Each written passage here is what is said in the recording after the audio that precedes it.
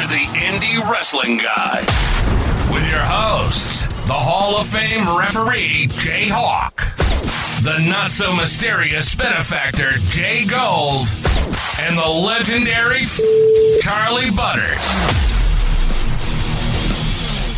Oh, man, what a week. It's been a week if not a month. Jayhawk is sick. Jayhawk's getting his nipples done. We knew that he needed some sort of surgery, and they're enlarging his nipples. I heard he has very small ones, so they're enlarging them. Yeah, that makes sense. He told me he had a sore throat. I figured he took over your shift at the Glory Hole, and right. I asked him to cover for me a couple BBCs, and that was it for him. He was done. But so stupid. Yeah, it was a long week last week, and then I have seen 3 movies in 3 nights. So I saw The Running Man, then I saw Now You See Me, Now You Don't, and then last night I went to go see Wicked for good. And so I don't want to see any of those.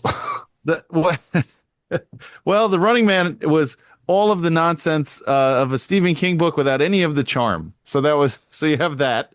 And it was and then Now You See Me, Now You Don't was pretty good. It was you absolutely mindless nonsense, and it's exactly up like your alley if you want to kill 2 hours. And then Wicked was really good, but you have to be like a fan of that stuff, and I've always liked the show, so I was very, very happy with what I saw. But it was almost 3 hours, and that's a long time, especially with a bunch of kids. We didn't get home till almost 11 o'clock last night. That's insane. Ugh. 40 minutes of trailers. 40. Yeah, dude, it's getting worse and worse with them trailers, dude. There's supposed to be a thing where they have to tell you the exact time the movie starts after the trailer. So I'm hoping that goes through so we can get so I can just show up after all that shit. Because there's nothing I need to see. AMC was supposed to pilot that. Yeah. AMC was supposed to pilot. And then actually, I was looking at the movies for next month. There is 0 out next month. 0. The only one I want to see now is Sisu 2. That's the last one I got to see. I thought the first one was awesome. Yeah, first one was fine. I don't know. I think it was they built it as a John Wick style film, and it was to an extent, but it just, I don't know. I don't think it had a lot of the charm that I think. No, because he doesn't talk. Yeah, he doesn't do anything. He's just an old guy. It doesn't talk. It's like a gold miner. It's okay, that doesn't do anything for me. Your main guy doesn't. Well, what's the charm from him? I don't get it. I thought the landmine scene was really good. Oh, that was a really good. But that was shown in the trailer, so it's right. But I think I'll give that one a chance, because with the A-list, it doesn't cost me anything to just show up. I've already paid for the month. I've literally paid the tickets. The A-list has paid for itself this month with 3 movies already, so I might as well go see it. Here's something fun, Butters. Harper won a lottery in school, so that now I have to take care of the 2 class pet gerbils in our house for the next week. So I have to go pick up these gerbils tomorrow and bring them home, and we have to take care of them until school starts again after Thanksgiving break. That is that's hilarious, but also that means that they're gonna see something that very few other gerbils have seen, and that's the insides of Uranus. So. I knew a butthole joke was coming, and I was just trying to avoid it, and it showed up anyway. Yeah, it's gonna happen, brother. Butters, let's talk about the fanny pack that we wanted to talk about, because there's some IW Guide things happening. So yeah, there's some IW Guide merch. We're breaking merch this week. So Series 3's out officially, sent out to you, sent out to where it needs to get sent. The others will have it on Friday at AIW. I will have packs on me at AIW. If you want one, come up, find me. I'll hook you up. I'm not set up at a table or nothing like that. We're doing it real low key, as to not bother the event. And if you want a Jay Gold signed, just let me know and I'll sign it and send it to you. Yeah, Jay Gold will be doing his own unofficial signing type deal where he'll sign them for you if you want them signed. Yeah, mine are free though. I'll just but you have to, if you want the whole set, you got to pay. Yeah, you got to pay for postage, but that's it. Exactly. Yeah. But yeah, so that's going to be a thing. And then I was looking at stash pages, and they're super awesome fanny packs, of which I have 2. I have the ROH title and I have the Smoking Skull one. And I love them. And I was like, if I could get a IW Guide Title 1. I think that would be my favorite thing in the world. And I talked to Stash Pages, and he's like, oh, absolutely, we could do that. Send him the artwork today. And at some point in the next, I don't know, month or so, it's going to go up on Stash Pages and be available to everyone to purchase one directly from Stash Pages as a pre-order. So I'm super excited for that. I'm going to get one for myself. I know all of us at IW Guide want one. I know a bunch of other people that said that they would love to have one. So that's going to be a limited, like, one-time thing, I think. And if it does well enough, maybe down the road we'll do another run if we get more requests for it. But I think that's going to be a super holiday thing right there for us. It's going to be fun. If you want that IW Guide title around your waist, it's actually very cool. I can't wait to get one. I have the WWF Attitude one from a while ago, and I love the style. They're so nice. How he makes them. Yeah, they're so nice. Like I get compliments on my two all the time. So really, for an IW Guide one to exist is going to be really fucking sweet. I can't wait. Stash Pages is just rad, and anything he does is I have my Sting mesh shorts from Stash Pages. I have I have a couple of T-shirts from Stash Pages, and I have what was the other pair of shorts? There's another pair of shorts I got. Oh, it's the FMW shorts. I have those too. I have a pair of the Mr. Ash shorts. Yeah, they just make he just makes great stuff. I have a couple of the mystery boxes that he's done for the last 2 years. Some great shirts, some great stuff in there, flags, all kinds of different stuff. He's got some great stuff. Like I said, I've ordered from him several times. Like we've created this friendship recently in the last year or so. Like he was actually working on some shirt design stuff for me for a Mikey Montgomery shirt that ended up just not coming through with one of his suppliers. But he was super cool to work with, refunded me my money, like never gave me the runaround, never like screwed me out of anything, was very super professional. And so I reached out to him about doing this. I was like, hey, do you think we could do like a small, like, 5 run, like 5 of them or something, or even just one off, like just for myself? He's like, you can absolutely do 5. So I was like, well, let me find 5 people. What is he? Like, what is his name? What's that? What's his name? I don't know. I don't think I ever know his name. Does he put it out there? Call him Stash Pages. I don't know. I don't ever call him by his government name. Yeah. I didn't know if he put it out there. Yeah. All good. So I was like, hey, do you think we could do like 1 or even like a 5 or 1? He's like, yeah, we could do 5. So I was like, I'll get 5 on there. And then I was like, what if we just hosted it on your thing instead of like me trying to like do all this? And he's like, yeah, we could absolutely do that. So it's like, it just cuts me out. So I don't have to worry about it. He can process everything, ship it out when it comes in, and get the business from it. So well, hopefully there's somebody out there, there's a bunch of guys out there that just collect those in general and buys our belt just because. So then there's other ones out there in the wild that just exist. Yeah, you want those people who are like obsessive with like fanny packs and buys like 5 or 6, and has all of them, so then they can get in on the IW Guide title and they'll be like, oh, it made a mistake. I thought this was ROH. Nope. Now you got an IW Guide one. So we could have an ROH that exists. Right. Now you got the IW Guide that kind of matches it. So boom, there you go, kids. Yeah, and you can pretend you're Zay Garcia and everyone else, and it's great. So the heavyweight champion, the IW Guide champion, Zay. Let Sammy Suntimer get one because that's the only way he's getting a belt. Right. You can pretend you're the first ever one with Derek Dillinger, who had the big one, the big belt, the big gold belt, the big gold, the big heavy one. That one was impressive as hell too. That I like that you changed it up because it is definitely a much more practical title design in the second one, but the first one was something. I got to be honest. It's literally sitting right up here, right next to the monitor. It's Derek winning that belt at 880 was one of the coolest things to see that 4-way with Jayhawk went like 40 minutes. It was supposed to go 15. It went like 40 fucking minutes. They killed it. They fucking killed it. It was so good. That was a good one. It's up on our YouTube page. It's one of my. I still go back and watch it and just smile thinking about it. Derek Dillinger, very, very highly underrated because he was the big face in peril this weekend up in Canada and was rescued by Santino Marella, him and Katie. Go figure. That's got to be a fun moment to get rescued by Santino. The guy that's famous for having a sock puppet snake.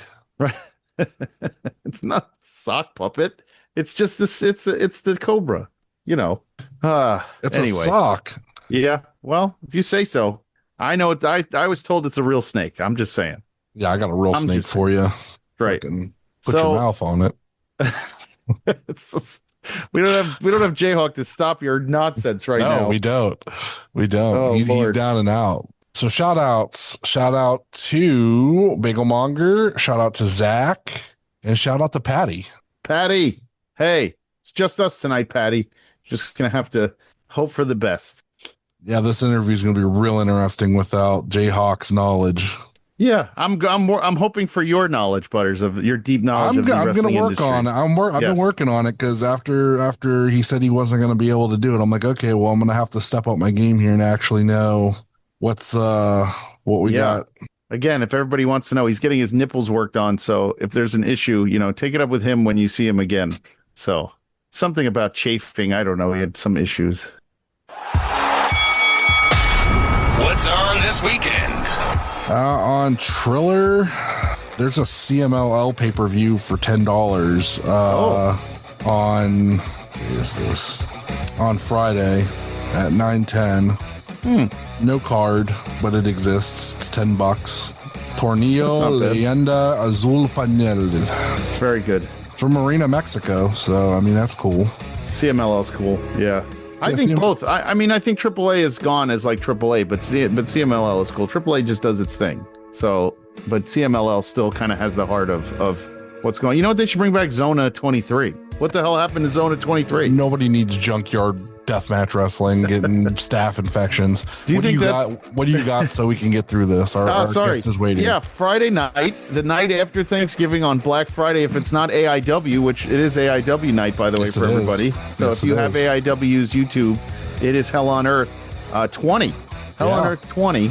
And that is a big card. But let me do this first before we do AIW. This is a New Texas Pro Wrestling Super Texas Contender Series. Buzzsaw Samuels versus Diego De La Cruz. Chris Marcel versus Danny King, and the TCS Championship, Jack Calloway versus Just X Nick, and that's on the Independent Wrestling Television Network. But let's give you real quick the rundown for the AIW Hell on Earth show that Butters is going to be at, and we're all going to, and then unfortunately we won't be at, my brother and I won't be there this year. First one we're missing due to work, new job, and just life gets in the way sometimes. But here's the card. It's Mad Dog Connolly versus Dom Guarini. You know Butters is going to be doing cartwheels through the arena for that one. God, yeah, again. That one looks really good. Matthew Justice versus Tommy Dreamer. The Cosmic Cowboys versus PME. Yeah. Chuck Stone versus Eric Taylor in an absolute title casket match. Isaiah Broner versus Cruel for the Intense title. That's going to fucking rule.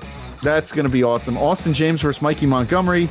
Tyler Jordan versus Alec Price versus Wes Barkley versus Tyler Breeze. That's going to be great.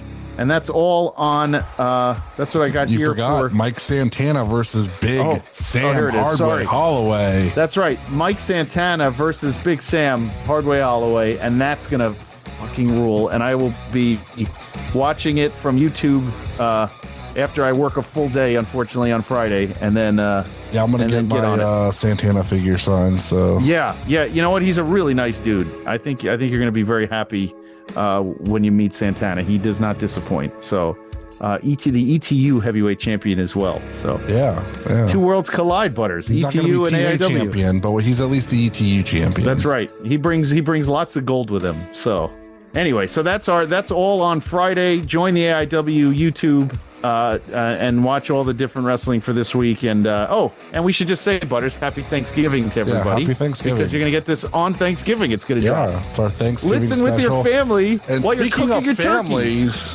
our guest this week had a family, has a family. I don't know where we're at with it now in the story. But we're going to get into it with him today. When we get into our interview here. So we'll be right back and then we'll get into this interview. Interviewing. This week we are joined by the brand new Neo Pro Wrestling heavyweight champion, Matthew Taylor. Matt.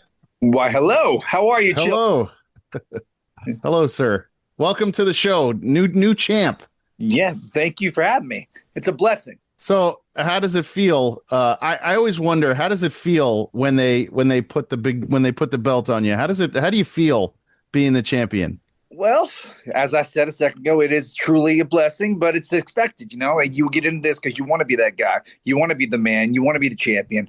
So once it's finally there, that's something that you take very seriously, and it's a great feeling. Can you give the fans and myself? So I'm on the New York side, right? So give us some background on yourself if you don't mind. Talk to us a little bit about where you trained and your backstory a tad for us. Oh, well, I trained at a place in Columbus, Ohio, the IWA. They had a kids class that was from 8 to 18. I started training at the young age of 13 at their kids class. Wow. Yeah. And from there on, from the time I was 13 to 18, I would take random spot shows from there. But the majority of my training happened there. And then by the time I became 18, that's when I started branching out to everywhere, places like, HWA and all that fun stuff. So who trained you? Was there anybody there that we would know as far as names in that school? There was a young man named Jeremy Madrox who trained me. The guy that ran the place was named Wild Bull Miller. He was the one that was who oversaw it all. And then we just had a bunch of local guys there that were very good at what they do. So as a Jayhawk would normally bring this up, so I'm going to bring up some of this stuff. What were your influences growing up? Did you watch a lot of wrestling? What made you want to go do that, especially at 13? What were you watching when you were like, okay, now I'm bit by this wrestling bug? Well, that from the time I can, remember, I would go to the video stores and rent the Coliseum home videos and all that, watch all the old, WrestleMania, SummerSlams, Survivor Series, all that jazz. Big Hulk Hogan fan, if you can see over my shoulder here. Macho Man, all that stuff. As a kid of the 80s and 90s, it was kind of hard not to be. So you were doing the WWF side. Did you get into? Were you an indie guy? How'd you learn about kind of that world? Well, the indie side of it came when I was right around the age of 12. That's when we had our local company here who had a TV show that was the IWA, and then we saw their commercial and they had the kids class on there, which was, like I said, was 8 to 18. And when you're 12, 13, you go, yep, I'm going to go do that. And from that point on, from the time I was 13 to now, that's been my whole life. But you say kids club. How much were they letting you do? What was the training like for something like that? It was full training. It was, like I said, we would train every Wednesday and Sunday. It was very much, any kind of class, like wrestling training. We would start off, the basic bumps, running the ropes, all that jazz, all the way up till basic psychology. And we would have shows once a month. So it was just a full experience. And your parents were on board with that? No. Oh. But why? They kind of figured at that point that there was no real talking me out of it. I mean, I'm sure. I mean, my daughter's 10. I'm sure if she said to me, I'm going to a kids wrestling, I'm sure my wife would probably have grabbed her by the back of the neck and went, "Oh, how are you getting there? There's no way." Oh, no, they absolutely hated it because at that time I was, obviously into, all sports, baseball, football, basketball. Then once I found out that I could wrestle, yeah, I don't anymore. So did you stop playing other sports and was it only wrestling or did you continue on with athletics? Oh, that was it. At that point, once I figured out that I could be a wrestler, that's what I did. Because, I'd have the training twice a week. And then from the time I was 14, that's when they started putting me on like shows and stuff like that. So I could get that in there. So the other stuff didn't matter at that point. Who did you get a chance when you were learning your moves? What did you decide that you wanted to? What did you decide you wanted your kind of your set to kind of emulate when you and not at 12, not at 13, 14, but as you got older, what kind of style did really pop for you? Were you a high flyer? What did you want to do? And like, how does that develop? Well, pretty much at that point, it kind of stuck with me till now. I was a huge Chris Jericho fan at that point, and Nice. kind of his mixture between the high flying and technical style is what I wanted to do, and that's pretty much what I've stuck with. But I learned very quickly, being a smaller guy in a big man's game, that you have to adapt. So as I got older, that's when I kind of, transitioned to more of the technical aspect of it all. Oh, that's interesting. That's interesting. So now that you've been kind of doing this and now you're the champ, let's talk a little bit about, who you faced and the kind of things. Who so far would you say is the one that has made you kind of step back and go, holy crap, this is who I'm in the ring with? Are you talking about like name wise? Or yeah. What talent? Years ago, when I was real young, I got a chance to get in the ring with AJ Styles, and that was kind of like the very first one that made me go, "Oh, okay, this is real now." My first real experience, though, when I turned 18, I had a chance to be involved in a match with Honky Tonk Man and Greg Valentine, and that was that was like the big one. Me going, oh, "Okay, so I'm no longer a kid anymore. This is life now." I think didn't Wilbur tell us the same thing? He was in the ring with Honky Tonk Man at a young age. Honky Tonk, yeah. I feel like all you guys in the Midwest have had everyone had a run in with Honky Tonk Man at the young part of their career. Yeah, like around this point, like Honky would go up and down. So yeah. That's amazing. Did you wrestle for Rockstar Pro as well? I did for years. I sure did. So then you wrestled Swerve Strickland at one point. Yeah. I did. That's awesome. What was that experience like? Young Swerve. Yeah. At that time, did everybody feel like he was that kind of guy? Did you say like, "Oh, this is that dude"? When you're in the ring with him, you're like, "Wow, this is working." Everyone knew, and he knew, but he was also self-aware, because I remember distinctly having a conversation with him. It was like right around the time he was doing what was the Lucha one? What was that one? Lucha Underground.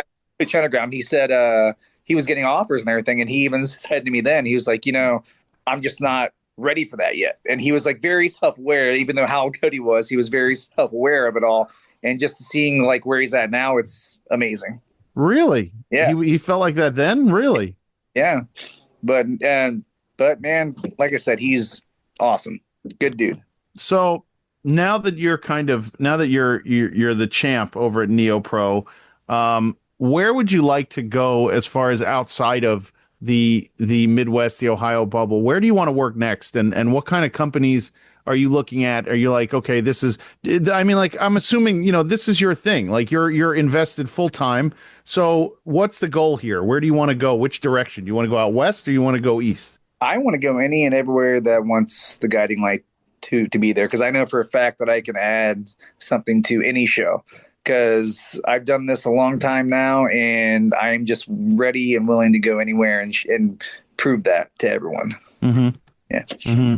So what's on your list right now? Who do you want to try? Who do you want to try to get in on, or what's brewing right now? Do you have something coming where you might be coming over here towards the East Coast?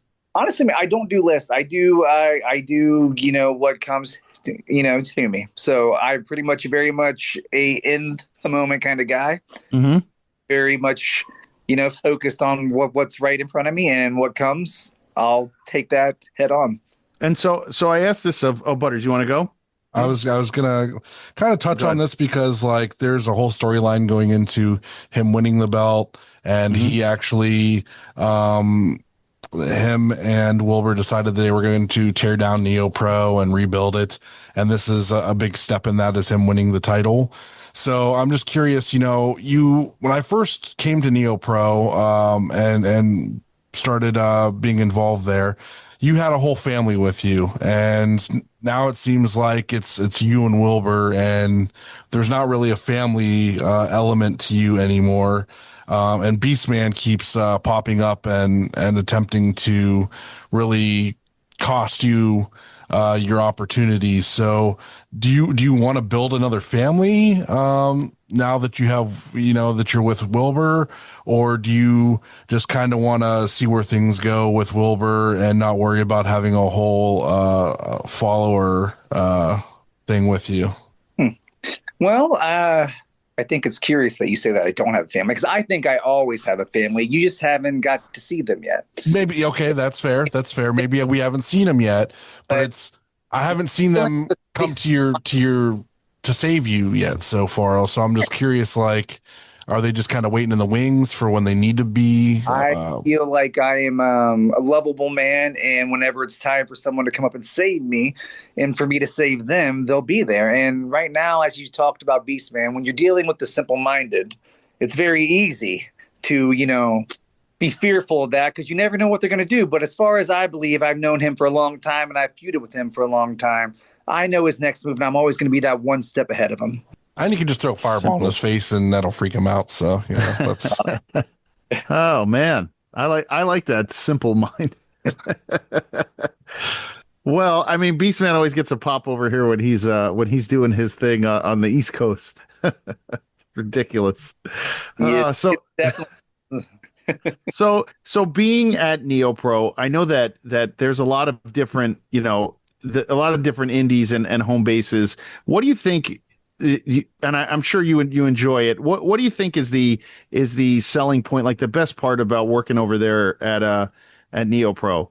Well, I've said it a lot when I get asked this question. It's very relaxing. You go to a lot of places, and it always seems like you're kind of walking on eggshells. You don't want to, upset people and things like that. But like NeoPro just seems very relaxed and very, family oriented, and it's just, you go there, you do your work, and you get out. And I think that's nice about it.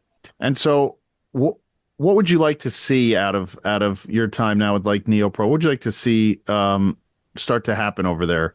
Well, over the last few years, we started off real small, and we keep progressively growing and growing and growing. And I like to believe that now with me as being champion, that's just going to go even further now. And we had twice as many shows this year as we did the year before, and I believe we're going to do that next year as well. And I just want to see this place grow to its full potential, because if you haven't seen one of their shows yet, you should, because it is a wonderful time and it's great. Mm-hmm. I mean, I haven't had the chance, and I think that what we're gonna do is they're gonna review one. I'm just gonna not be a part of the review because I'm too close, but I do want him to see it and review it, and absolutely. I think that he would. I think Josh is gonna really enjoy it when he sees it. It's just a matter of when we can make that happen. So, well, watching a lot of NeoPro, I know that there's a lot of our friends of the show and guys that we have interviewed on there, so it's going to be good to see them kind of go to work and do their own thing over at NeoPro. I'd like to see. I mean, looking at the size of the crowd, it's nice to see I go to the Mecca out in Ridgefield Park, New Jersey, a lot to see indies. I mean, you get 150 to 200. It's a really nice, it's a nice crowd. It's intimate. You feel like you still get the loud pops and like the craziness. And so seeing NeoPro, you guys do your own. You get 100 to 200 people per show. There's nothing wrong with that. And I think that it's something that I definitely want to see, because there are some names of lots of guys from the area who are on there that are fascinating to me, that I like to watch. And also seeing the IW Guide title now defended on the NeoPro shows is the next evolution of wrestling. Yeah, so maybe you need to double up those belts, Matthew. Maybe you need to. I have the idea. I wouldn't mind that at all. Might be time to show you. Hold them both up in the air. Clank them together. Oh my! Put it right in Butter's face. He gets in. He's like, "No, give me the belt." You hit him across the head. I don't want any part of Matt Taylor. He's a very wise man. I think it's like getting in bed with the devil. I don't know. No. Not the devil, child. The light. Come on now. I like that. I like that. I think that's a great. And all of a sudden, I hear a little Southern twang in your voice when you say that. I like that. So, So Butters, what do we get? I want to get into those questions that you normally ask. So I talked to Wilbur this week, and I was like, "Hey, we're gonna have Matthew Taylor on the show." I was like, "What should we ask him? Like, I want to hear some good stories. What should we ask him about?" He did bring up you training as a kid, so you did mention that, which is insane to like that there was like a child's class. That is the first time we've ever heard that. We've always heard like nobody would let you train until you're 18, so that's wild. It was a wild time for sure. I mean, what year was that? How long ago was that? 15 years ago? It was. I started training in December 2000. That's when. So you've been doing this a long time. 24 years, almost 25 years, dude. Yeah. Yeah. Even so but that was, you were very young in 2000 though. Yeah. Yeah. Wow. Yeah. It's crazy to think about that now. But like I said, my entire teenage and adult life has been this. So no rules in the early 2000s. That was the best part about being alive. That was the best. Man. That was Attitude Era. That was ECW. So, I mean, come on now. Yeah. I mean, I myself gave a little run at the ECW House of Hardcore in the late 90s. So, you know, those were fun times, and you didn't always need. It wasn't always as regulated as it is now, so to speak. It's definitely gotten more regulated for the better, I think, you know. For sure. Well, training wise, sure. I mean, I believe me, my daughter's could have been in high school going and training to be a pro wrestler. That would have been sick. And I think it would have been better than me playing football because I didn't really care for football. But I think if I was training for wrestling, I would have actually did it right and got in shape and probably would have actually made it as a wrestler instead of my route that I took to get where I'm at now. But so I was told to ask you if you've ever had truth serum. A truth serum? Yes. That's what he told you? Yes. Oh my goodness. I wish I knew what he's about. I don't know what he means by that. Okay. Sodium pentothal? Yeah. Truth serum? I've never done that. I don't normally have to. People enjoy my Kool-Aid. So I'm real curious what he meant by that, honestly. Me too. He then told me to ask your opinion on Big Tom at War. Oh, Wilbur. I know where Wilbur's going with that, but he's not going to like my answer. I do love Tom. Tom, he's out there in Lima. He does a great job with his shows. He draws between 300 to 400 people regularly. Wow. Yeah, he does great out there. War's been around for 20 years now. He's had some of the greats run through there, and I've been their champion 4 times, so it's been a place that I called home for a long time. So let me ask you real quick, wrestling in the starting your career in the early 2000s, did you ever get over to like a CZW or anything like that in your beginning? I did. I wrestled there twice, and I had a little tryout with Ring of Honor, and that was probably around 2014 or so when all that was going on.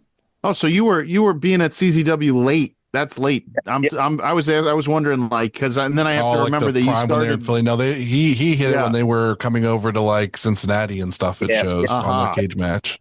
Yeah, me versus. I think the first one was me versus Aaron Williams, and then the second one I tagged with Hesman Xavier. Yep. Oh wow, that's pretty fun. Yeah. Okay, and you didn't have to do any kind of like no CZW deathmatch stuff. No. I have not stuck my toe in that yet, but I was just there to wrestle and have a good time. Wait, Matt, wait. You've been doing this 24 years. Any light tubes across the head or no yet? Light tube across my head yet. No. Never. No, never once. Never once. Wow. I haven't had to. No, I get it. I'm always surprised with such a long career and like doing it at a young age. I'm surprised you didn't even in like maybe in your wild, late teens, early 20s, you're just like, hell yeah, hit me with a light tube or a cheese grater. The death match bug has never really grabbed me. So I'm not saying I'm opposed to it. I'm just saying it's just one of those things that hasn't happened. Interesting. Yeah, that's actually, interesting. Huh. For such a, and it's impressive because we've talked about it on the show. We've seen guys take that first light tube and it just shut off a valve in their head and they could never go again. So like they were just like, nope, that's it. I'm out of here. Yeah. I will never, So I guess it just takes it's a different kind of mentality. Okay, it does. It definitely takes a special kind of a person. So I get it. lunatics. Okay, you want me to get into my questions? Okay. Yeah, go ahead. So my first question is very specific because you do come out with a bottle sometimes. I do. What's in that bottle? A wine. Is it just, where can I get this wine? It's a special wine that I make myself. And in order to do that, you have to be part of my family, part of my omen, my congregation, sir. Oh, okay. Okay. The railings sometime. I'll just pour it on over to you. I didn't know, Butters, you drank, so I'm a little bit I'm worried for you. I mean, I can have a little sip of something, you know, if it's going to enlighten me, I might try it out. Sure. Yeah. Let's see. What good cult leader doesn't have wine, you know? Yeah. Fair. Some sort of fluid to give to their flock. Exactly. So to speak. I asked this of everybody. Most people don't have an answer, so it's okay if you don't. But what's the worst ring name you've ever heard?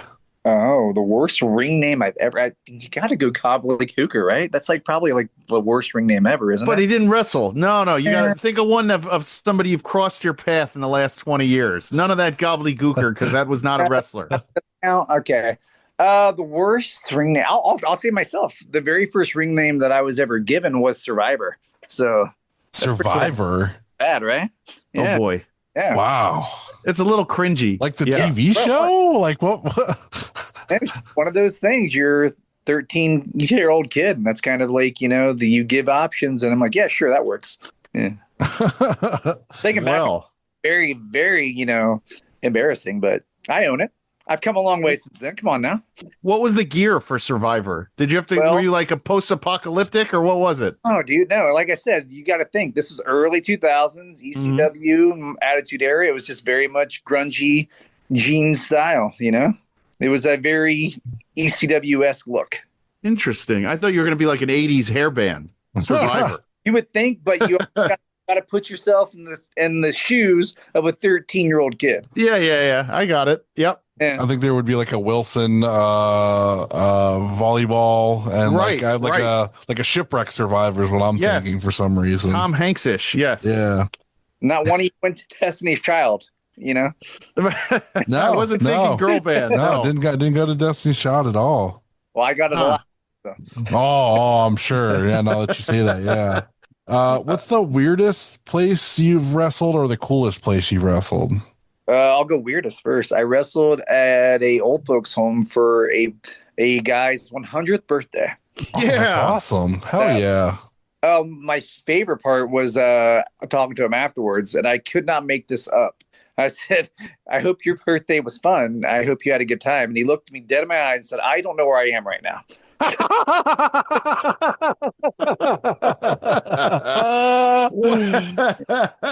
What in the world? Yeah. So that was who'd you wrestle that day? Do you remember? Oh goodness, I think I was 19 then. So I don't have any clue. I don't remember. Oh man, I wish it was like Honky Tonk Man or like Greg Valentine. That would have been great. 100-year-old man's birthday party with a 100-year-old man in the ring. Would have been awesome. Oh, and the coolest place I've ever wrestled, my goodness. I don't know, man. I've wrestled a lot of cool places. Oh, I'm not sure. I'll have to think about that one. Okay. We'll circle back around to it. Yes. Yeah. Okay. So in the Midwest, I guess I really don't have to count Wawa on this, but Waffle House or Sheets? Oh, good. So a year or so ago, I got deathly ill off of Sheets. So I refused to ever eat there again. So Waffle. Oh, boy. Okay. What'd you eat? Wait, what'd you eat that got you deathly ill? So I avoid that. Their breakfast quesadilla. Oh, God. All right. And I just threw up for probably 2 days straight. So I said, yep, that's it. I bet your abs look great afterwards, though. That's what I'm thinking. Good, yeah. Yeah. What's your go-to order at Waffle House then? The All-Star, clearly. I think that's everyone's. What's in the All-Star? I don't think I've been to a Waffle House in several years. You get a waffle, your choice of meat and hash browns for $7.99. So, I mean, Matt, the last time I went to a Waffle House, I was driving from South Carolina back to New York, and we stopped in a Waffle House somewhere in Virginia, and the waitress had a stoma in her neck, those holes, and she was smoking out of the stoma, and she brought me biscuits and gravy, and it was the greatest experience of my life. I've never seen anything so cool in my whole life. I feel like that has to be your experience there, or it's not actually a Waffle House experience. You don't see a fight, something like that, something that makes you go, "Oh man, that was weird." I was just like so giddy. She came over to the table, and like my wife and my sister-in-law at the table, my brother, and my brother and I we're kicking each other under the table because we were so giddy to see this lady come over, just ripping heaters out of her neck. It was fantastic. That's awesome. Yeah, it was awesome. Yeah, I'm pretty sure that's like everyone's experience. I'm almost positive that there is a story of Hacho Man when he got into a fight at a Waffle House and he got attacked by the police dogs. So I feel like it's just Waffle House just breeds that stuff. It just breeds excellence. Absolutely, that's all sorts of excellence. Yeah. Sorry, Butters. Go ahead. What has been one of your craziest fan interactions? Oh, one of my favorite ones ever, back in Rockstar days. They used to let the fans go all the way up to the apron if they paid extra. And we were doing a 6-man tag once, and one of the older ladies who was there, she's probably in her 50s or so, she reached up and grabbed my tag partner's foot and winked at him and said, "The after party's at the tumbleweed later." And for some reason that cracked me up like so much. We're in the middle of this match and she's like trying to get us to come out to eat at the tumbleweed. I'd have been like, hell yeah, I'll see you afterwards. Let's go. My kind of party right there. Absolutely. Okay, these ones are a little bit more rapid fire. Just the first name that comes to your head when I say it to you is usually what we're looking for as an answer.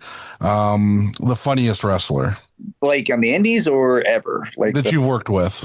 That I've worked with, the funniest wrestler that I've worked with. Oh man, you can't do rapid fire like this. Oh my goodness. Oh, we're all funny in our own ways though. A Crazy Steve. Okay. Yeah. Oh yeah. Strongest wrestler. Strongest wrestler.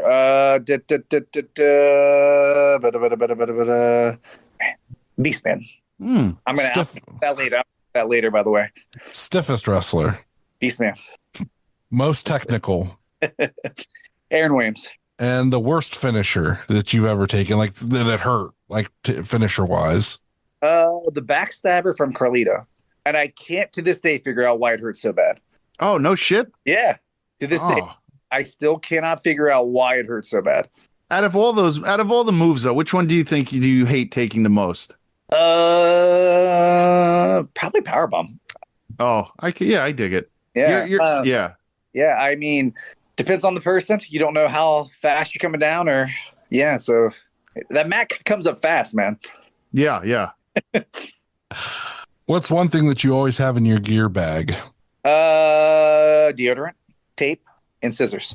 And do you have a special pre-show ritual that you do before you go out? Like some people tie their shoes a certain way, that kind of thing. Do you do anything special like that? I pace a lot. I just walk back and forth until it's time. Then I bolt out there. That seems to be like the big one is everybody paces or listens to music and paces. So yeah, I get it. Yeah. Jay Gold, what else you got? I mean, I mean, that's what I got. I was trying to drill down as much as I could, and with the boring stuff, because I like to get that out of the way. I like to find out all those things, Mm-hmm. So let me think. Let's get into a little more of like today's wrestling. So I like to ask. I've asked these philosophical questions when we had Josh on. What was it, last week or 2 weeks ago? A couple weeks ago, yeah. And your opinion, because now you've been doing this 20 years plus. Where do you think the indies are going next year? What is it going to be like? We lost DPW, we lost Prestige. What do you think, and what are you hearing as far as the talent goes, as to what like the next year or so is going to look like? Is there nerves? Is it still like, oh, the indies have been around forever and we're just going to have to roll with it? What do you think? Man, I have I've been around a long time now, so I've seen this ebbs and flows of it all, man. We're coming off a real peak right now. The last decade or so, we had this explosion of it all. Then all the guys got signed up and everything. So I honestly do believe, because I see all the young guys, that we're about to explode again. So I do believe that we're about to hit that peak again. that's just wrestling, man. It's a roller coaster, buddy. You go ups and downs, and I do think we're about to head up again. Well, my question on that, and let me kind of, I want to go a little bit deeper with that, because you said, you think, like, so everybody gets signed, right? You have AEW now, you have ROH, who AEW owns, you have WWE, you have MLW. Where do you go? What do the indies do? How do they get that talent back up? Because there was a time when, and I think streaming has kind of done it also, because if I see you wrestle somebody, in a super match, like on one of those super indies, and then you do the same thing again, like 2 nights later, do people show up for it? Maybe not. They already saw it streaming, in a different city. And because of streaming, you have already seen that match. Do you worry that, like, it's harder to kind of get buzz and build for talent to get in the door, like to get those big ticket talent who are going to sell tickets because people have already seen them? Do you think that there's like an issue there with the building of the talent and things like that? I don't. I think as the talent's good enough, it'll bring the people. I've always thought that. And that's what wrestling is. It's always about that star, and people are always going to want to see that guy up close and personal, and that's what the indies gives you. You can see somebody on TV and they're not real, but if you come to an indie show, they're there in front of you, they're 5 feet from you. So as long as you still got those people that we're building, the people will come. But it's a lot of work, and we all have to be willing to put that in. I think that's the key there, because also you don't see enough guys doing enough videos and cutting promos for the indie shows they're doing and selling their matches. You know what I mean? Yeah, I think that's become a little bit of a laziness in it. Yeah, absolutely. But like I said, that goes back to what I just said. You have to want it. You have to want to, work hard. And the guys that really do, you see that they're exploding and going, places. So who do you have your eye on right now? Who are you like, okay, these are the next, give me 3 guys you think are like the next breakout stars. Well, I mean, obviously, Josh Bishop, he's going to be, one to watch. Atticus Cougar, he just won the CW belt, so I think he's good things. And then, let's see here. Let's go deep. Someone, trying to think of younger guys that I think are up there. We're gonna circle back to that one, because I want to really think of a young guy who's like early 20s. Yeah, I'd be interested interested in your thoughts on, give me like one of those younger dudes who you think is going to be it. Or let's go back to that one and tell me who's the number one guy on your list that you want to do that you'd love to have a match with in the next, let's say, 6 months. Like that is, I never do lists. Like not even just a list. Just give me one guy. Tell me one guy you're like, yeah, that's the guy I want. Yeah, I don't like I said, I'm here for it, man. I'm here for any and everyone. I've never been a guy that subscribes to that.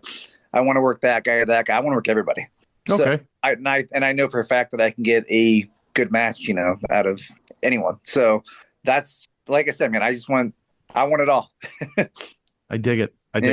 Well, I mean, I think that's fair. And I think I like your optimism on the indies. I just worry that seeing some places close up takes away, those opportunities to get seen. And as the New York scene is weak because it's so expensive, but New Jersey runs a lot of shows, but then the same shows are running over and over again, and in the Midwest, it's very tribal.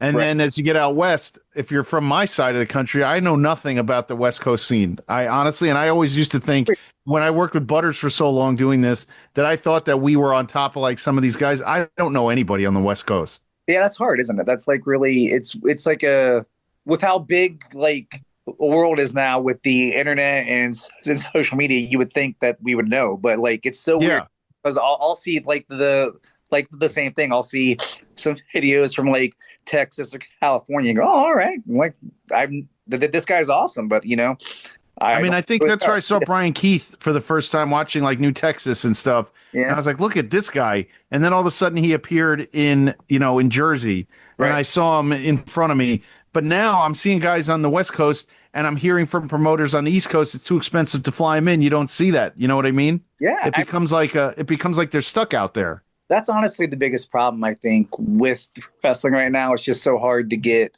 from place to place, like with that stuff, because everyone, I don't know, it's just, I think it's a promotion problem, like a promoting problem. Sure. Like, everyone's, not to any fault of their own, you want to make money at it. And how are you going to make money bringing this guy from California all the way over to here? You know what I mean?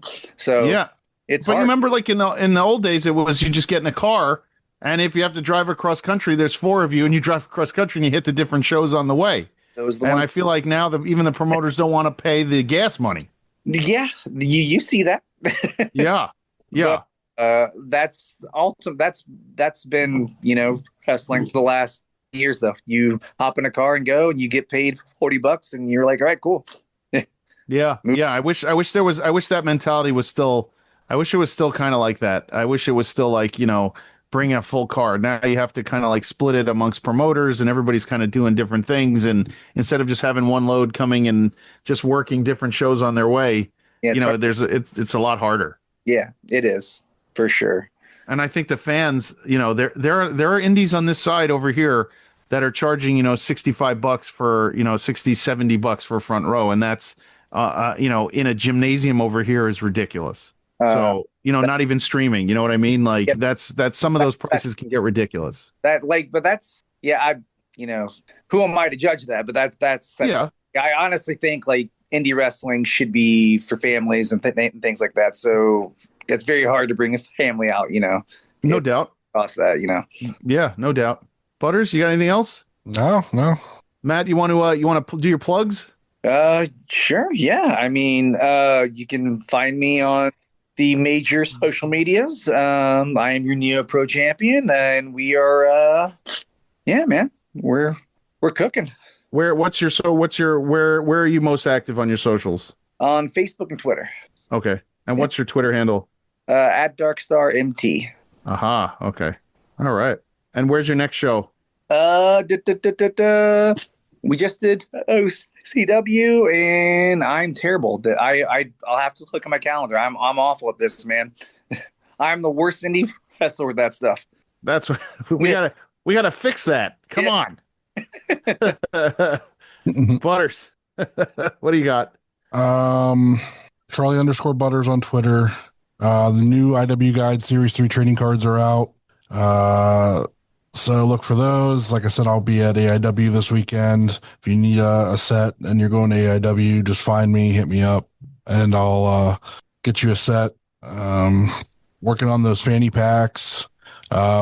Keep an eye out. I'll post it all over my socials, everybody's socials, all the account socials when it goes live. So excellent. And if you want a J Gold signed card, just shoot me a text or something, and I'll send it over to you. It's not that'll be a lot of fun. I'll get you the sleeve and everything. Please, and you can find me on Twitter and Instagram at JGold12. Rate, review, and subscribe wherever you listen to us. Twitter handle, IWGuide1, Blue Sky W Guide, YouTube.com/IWGuide, and Patreon.com/IWGuide. Don't forget about the merch store over at Brainbuster Tees, Gorilla Press Apparel, and we are part of the Main Event Wrestling Network, the Wrestling Junkies, On the Mark Wrestling Podcast, Tino's Time, Blog World Order, and my show Tuesday nights, the NXT Night Shift. Tomorrow night we'll be live. Mr. OTM Kyle will not be on the show. It is me and the Great Brown Hope. So if you're hearing this Thursday, check it out on YouTube. You can see the show from Tuesday. At Odds with Wrestling, the card is going to change. The Super Fantastic Podcast, Marks with Mikes, Monsters in the Toy Box, Toy Hio, Rubber City Toys, Neo Pro Wrestling, OKCR Creation, Stash Pages, and Pally's Beef Jerky by our friend Kaplan. And since you're going to hear this on Thanksgiving, happy Thanksgiving to everybody. I hope everyone has a great time with their families and everything else. And we will catch you again next week. Butters? Life's short, eat more turkey and watch more indie wrestling. Yep. Don't forget to review and subscribe wherever you listen to us. Find us online at Facebook and Instagram at the Indie Wrestling Guide, and on X or Twitter at IWGuide1.